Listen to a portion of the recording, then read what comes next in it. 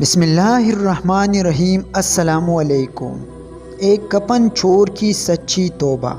قریش رحمۃ اللہ علیہ کہتے ہیں کہ ایک کپن چور تھا، چنانچہ ایک عورت کا انتقال ہوا۔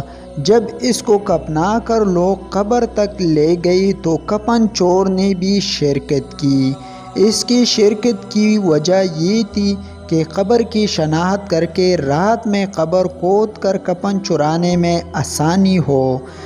جب لوگ دفن کر کے واپس آ گئے اور رات تو کفن چور نے قبر کھودا۔ جب لاش نظر آئی تو اچانک عورت بول پڑی، سبحان اللہ! ایک بخشا ہوا شخص بخشش ہوئی عورت کا کفن چرا رہا ہے۔